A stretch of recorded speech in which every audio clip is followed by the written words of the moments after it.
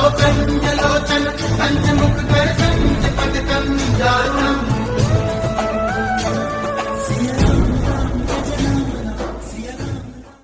महाराज जी के आज के विशेषांक में रक्षा सूत्र परिवार के सभी सदस्यों का हार्दिक स्वागत है।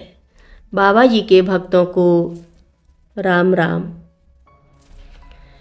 एक कहावत है, अपने शस्त्रों का चुनाव करने के लिए अपने शत्रु के आकार का पता लगाने का प्रयास करो। बेशक मैं यह समझने की कोशिश कर रहा था कि वह अज्ञात ताकत क्या थी और इससे अपने शिकार को कैसे फंसाया। जब हमने उसे कार में ले जाने की कोशिश की तो वह गुस्से में हाथ पैर फेंकने लगी और हम सब पर भारी पड़ने लगी। वह हमें लातें मार रही थी, काट रही थी, चिल्ला रही थी और एक जानवर की तरह खरोच रही थी। उसने एक बार फिर अपना बल दिखाया, जिसकी वजह से हम उसे काबू नहीं कर पा रहे थे। दरअसल हम तो उसके साथ एक छोटी बच्ची जैसा ही व्यवहार कर रहे थे, लेकिन उसके भीतर जो था वह किसी जानवर से भी ज़्यादा खूंखार था। मैंने उस पर काबू पाने के लिए रिवर्स साइकोलॉजी का प्रयोग किया और उसे बातों बातों में उलझाने का प्रयास किया, जिससे उसे दबोचा जा सके। वह शक्ति मेरे सोच से कहीं ज़्यादा होशियार थी। वह अचानक रोने लगती और फिर मेरी सहानुभूति पाने के लिए वापस एक छोटी बच्ची जैसा व्यवहार करने लगती। मुझे उसके दिमाग से खेलने के लिए अलग अलग दाव पेच का इस्तेमाल करना पड़ा और वह भी बिना समय गंवाए। ऐसा लग रहा था जैसे वह हमारे दिमाग को भी पढ़ सकती थी और उसे पता चल जाता था कि हम क्या करने जा रहे हैं। जब मैं उसके साथ बहस कर रहा था तो अचानक उसका ध्यान चूका और वह ढीली पड़ गई।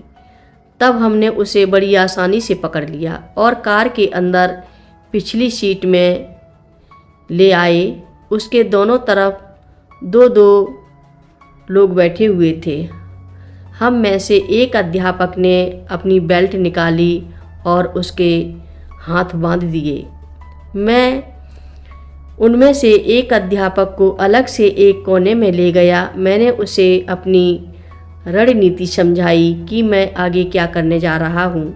मैंने उससे कहा, हम उसके माता पिता के घर जाएंगे और उसकी माँ को साथ ले उसे एक तांत्रिक के पास ले जाएंगे। मैंने उस अध्यापक को यह भी पहले से ही समझा दिया था कि जब हम कार में बैठ जाएंगे तब मैं सबको एक दूसरी योजना सुनाऊंगा, ताकि उस अनजान ताकत को हमारे दरअसल इरादों की खबर ना हो। इसके बाद हम दोनों कार में बैठ गए और मैंने कार चलानी शुरू की। हमें उसका ध्यान भटकाने के लिए हर संभव मनोविज्ञान और भाव भंगिमाओं का प्रयोग करना पड़ा। जब हम उस बच्ची के घर की तरफ जा रहे थे तो मैंने उससे कई सवाल किए, जैसे तुम कहाँ से आए, तुम्हें इस लड़की के पास किसने भेजा और तुम्हारे बॉस ने इस काम के लिए तुम्हें ही क्यों चुना। जब हमारी कार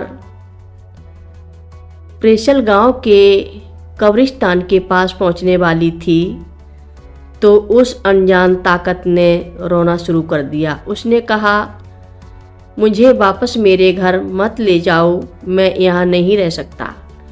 कुछ दिन पहले यहीं एक मोटरसाइकिल दुर्घटना में मेरी मृत्यु हुई थी और लोगों ने मेरा शरीर इसी कब्रिस्तान में दफनाया था। अब हालात मेरे हाथों से निकलते जा रहे थे। मुझे कुछ समझ नहीं आ रहा था कि आगे क्या करूं।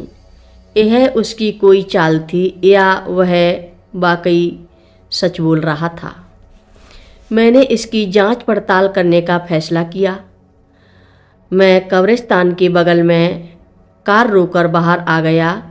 वह शक्ति अभी रो रही थी और हमसे उसे वहाँ न ले जाने की भीख मांग रही थी। मैंने उसे डराते हुए कहा, देखो, अगर तुम अपने घर नहीं जाना चाहते तो तुम्हें इस लड़की को अभी छोड़कर जाना होगा।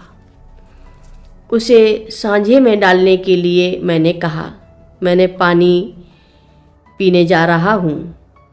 और फिर मैं आस पड़ोस में यही पता करने चला गया कि क्या वास्तव में वहाँ हाल ही में कोई अंतिम संस्कार हुआ था। मैं कब्रिस्तान से 1 ब्लॉक दूर एक वृद्ध व्यक्ति से मिला जो अपने घर के नीचे खड़े थे। मैंने उनसे पूछा, बाबा जी, क्या इस कब्रिस्तान में हाल ही में कोई अंतिम संस्कार हुआ है? कोई ऐसा युवक जो मोटरसाइकिल दुर्घटना में मरा हो और उसे दफनाया गया हो? उस वृद्ध व्यक्ति ने जवाब दिया, हाँ, 8 दिन पहले। मैं कार में वापस गया और उसे एक बार फिर डराते हुए उस लड़की का शरीर छोड़ने के लिए कहा, अब तुम्हें इस लड़की का शरीर छोड़कर वापस अपनी कब्र पर लौटना ही होगा। कथा लंबी है, आगे की कथा सभी भक्तों को अगले भाग में सुनाएंगे। महाराज जी की कथाएं सुनने के लिए सभी भक्तों का धन्यवाद। महाराज जी सभी भक्तों पर अपनी विशेष कृपा बनाए रखें। बाबा जी के भक्तों को राम राम। बाल समय रवि भक्ष लियो, तब तीनहु लोक भयो अंधियारो। ताहि सो त्रास भयो जग को, यह संकट काहू सो जात नटारो। ते बन आनी करी बिनती, तब छाड़ दियो रवि कष्ट निवारो। को नहीं जानत है जग में कपि, संकट मोचन नाम तिहारो।